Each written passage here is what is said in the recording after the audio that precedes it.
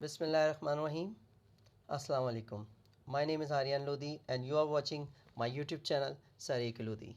My dear student, I hope you all are fine, and here today I will solve short question from the model paper of Statistics second year 2021. Along with I will tell you how to find relative frequency and cumulative frequency.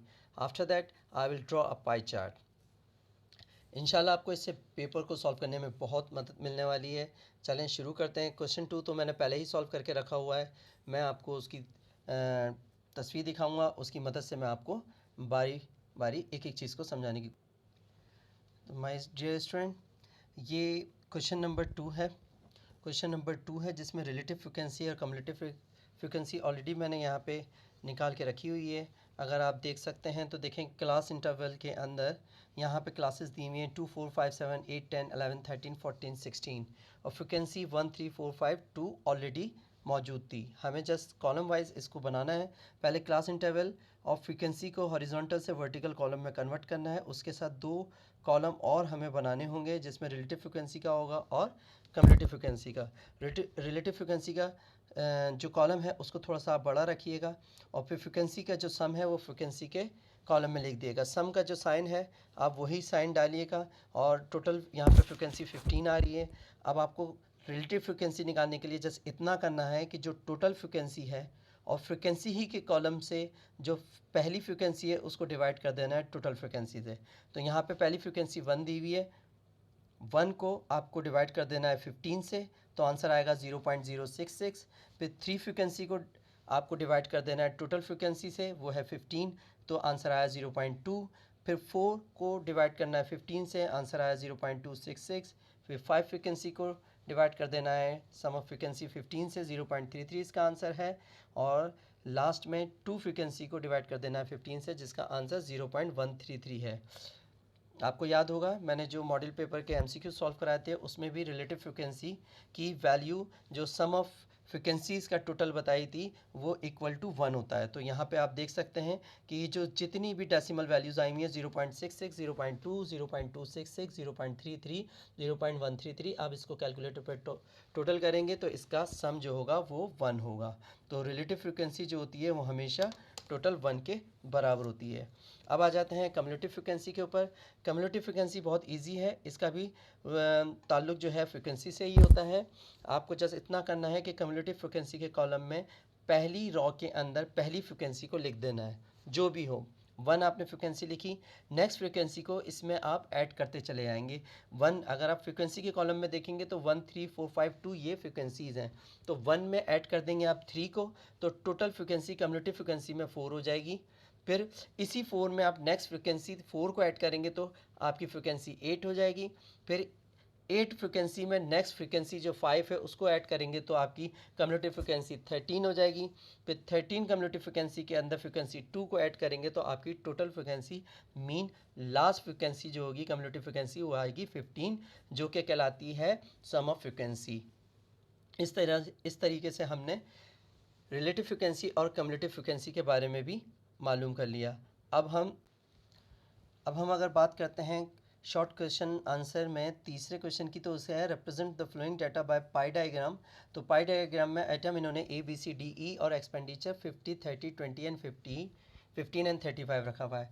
इस question को भी, इसके answer को भी मैंने already मतलब calculate करके रखा हुआ है, मैं 1 बाय 1 आपको समझाऊंगा। मगर इसके साथ साथ मैं आपको पाई डायग्राम जो है वो बाकायदा आपको बना के दिखाऊंगा। मैंने जैसे एक सर्किल बना के रखा हुआ है,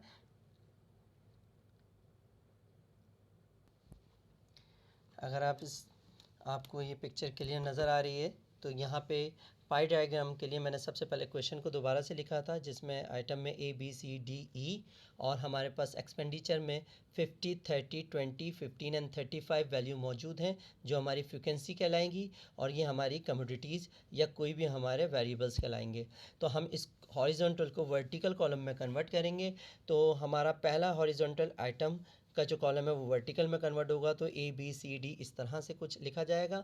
देन सेकंड हमारा वर्टिकल कॉलम एक्सपेंडिचर है, जिसके आगे मैं स्मॉल एफ लिख दूंगा क्योंकि वो इस बात को बताएगा कि ये फ्रिक्वेंसी है। और 50, 30, 20, 15 एंड 35 हॉरिजॉन्टल को वर्टिकल में लिख के इसका सम निकाल लूँगा। तो सम ऑफ फ्रिक्वेंसी जो होगी इसकी ओवरऑल 150 होगी। 50, 30, 80, 20, 100, 100 एंड 115, 120 एंड 30, 150, इसका टोटल सम 150 आ रहा है। अब ये दो कॉलम हम जस्ट हॉरिजॉन्टल को वर्टिकल करने से ही बन जाते हैं। जस्ट आपने अभी तक जो काम किया है वो क्या है, समीशन ऑफ एफ निकाला है जो आपने टोटल किया है।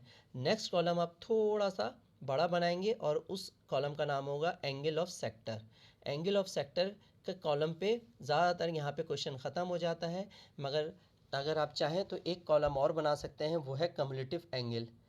तो पहले एंगल ऑफ सेक्टर को समझ लेते हैं। कम्युलेटिव एंगल इतना कोई मुश्किल नहीं है। तो एंगल ऑफ सेक्टर निकालने के लिए आपको क्या करना है, ये जो जैसे हम रिलेटिव फ्रिक्वेंसी निकालते थे इसी तरीके से हम एंगल ऑफ सेक्टर को निकालेंगे।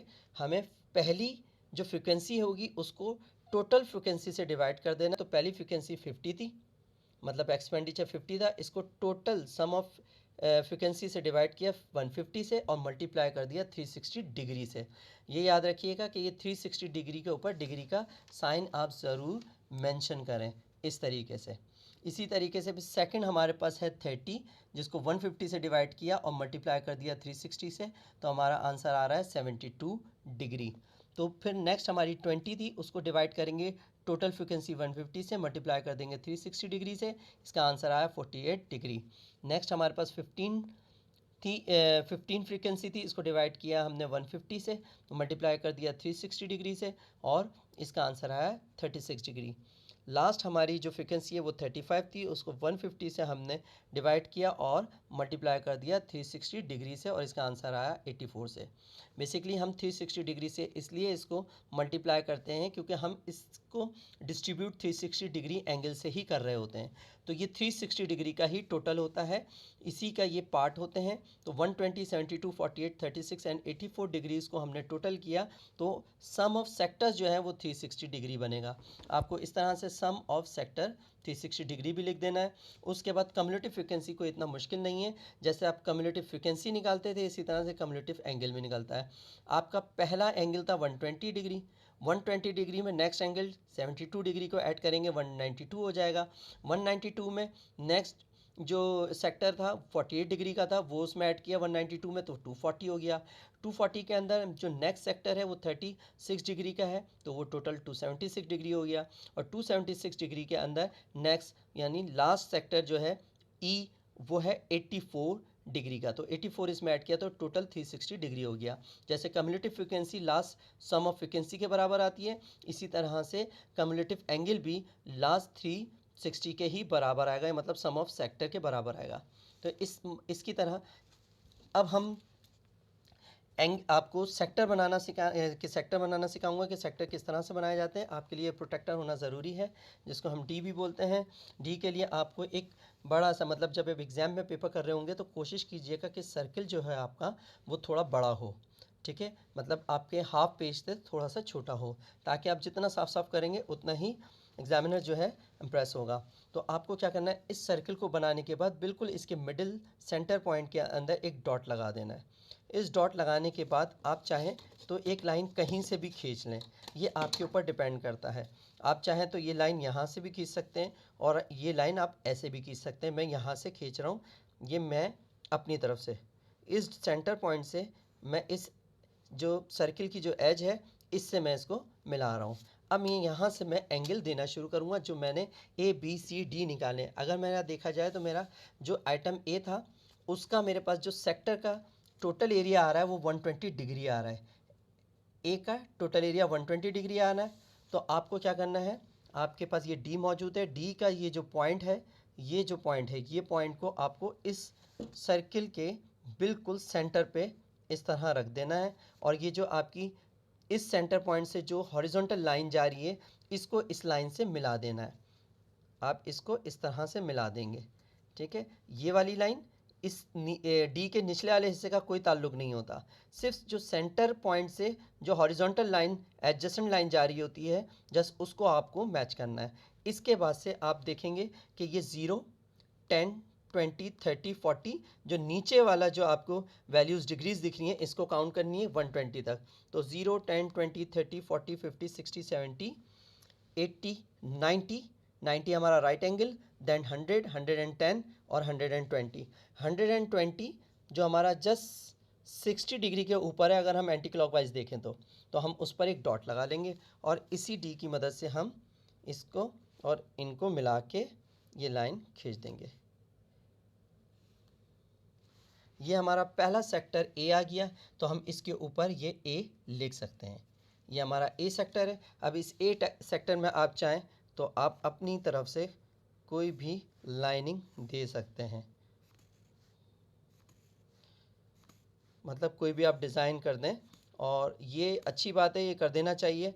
इससे ये है कि इम्प्रेशन अच्छा पड़ता है और साफ़ सुथरा भी लगता है जो आप डायग्राम इसको बना रहे हैं।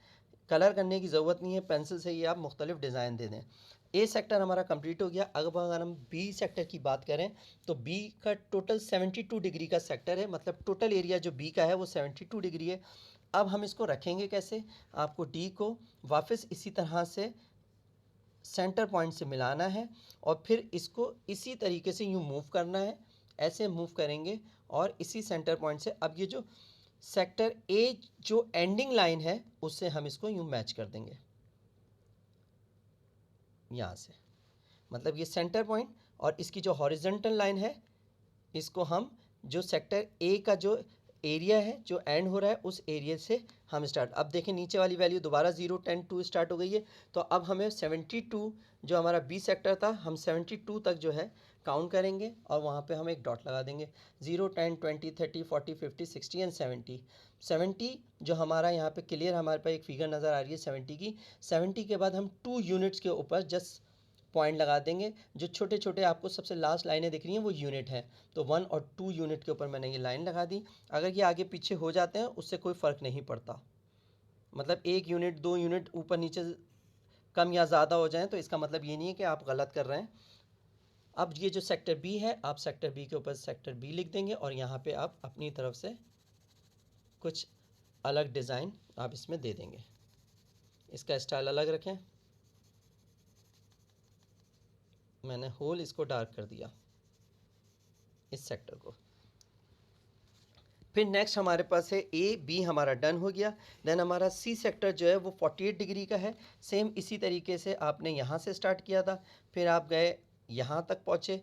देन फिर इस बी सेक्टर का जो एंडिंग एरिया था या एंडिंग लाइन थी वहाँ से आप स्टार्ट कर देंगे इसको।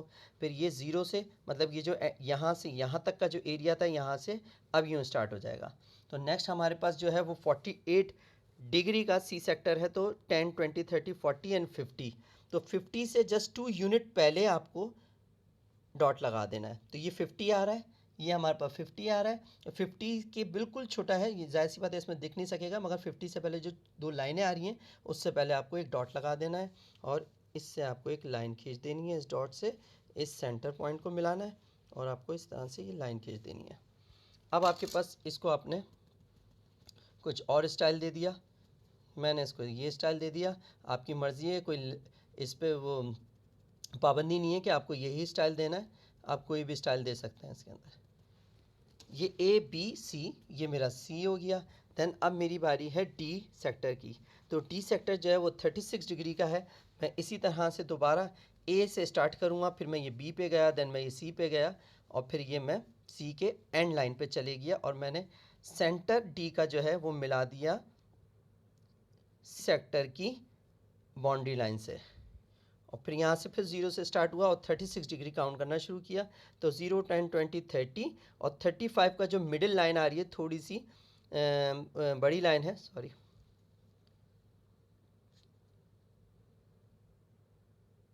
ये 35 को शो कर रही है, मतलब 30 के बाद 35 है और 35 के बाद 1 यूनिट के बाद मैंने डॉट लगा दिया और मैंने इस तरीके से इसको और इसको मिलाया, इस पॉइंट को, सेंटर पॉइंट को, और यहाँ से मैंने एक लाइन खींच दी। तो ये एरिया मेरा कौन सा, ये डी एरिया कहलाएगा।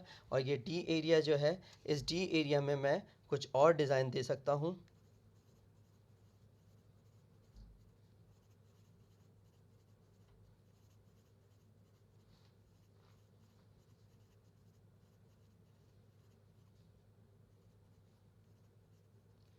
ये मेरा डी एरिया हो गया। उसके बाद A B C and D, मेरे पास डी तक के सेक्टर मैंने ड्रॉ कर दिए हैं। अब मुझे ई सेक्टर ड्रॉ करने की ज़रूरत नहीं है, क्योंकि ऑलरेडी जो मेरे पास एरिया बचेगा वो 84 डिग्री का ही बचेगा। ठीक है ना। अगर 84, 83 या 85 बच रहा हो तो इसका मतलब नहीं है आपने गलत डायग्राम बनाई है। तो एक दो अगर आपके यूनिट ऊपर नीचे होते हैं उससे कोई फ़र्क नहीं पड़ता, क्योंकि ये एग्जामिनर भी जानता है कि इतनी एक्यूरेसी नहीं आ पाती।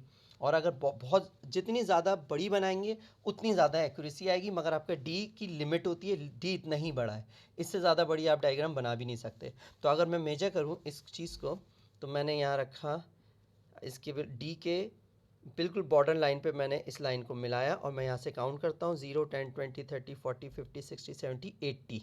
ठीक है, मेरे पास कितना बचना चाहिए 84। तो ये मेरे पास 85 से थोड़ी सी ऊपर लाइन आ रही है, क्योंकि लाइन ऊपर नीचे मैंने कहा था हो सकती है। इसको आप या तो ब्लैंक छोड़ सकते हैं, या आप चाहें तो इसको थोड़ा सा डार्क दे दें। अगर आपके पास टाइम बचे तो आप खूबसूरती खुद ही बढ़ा लें अपने हिसाब से।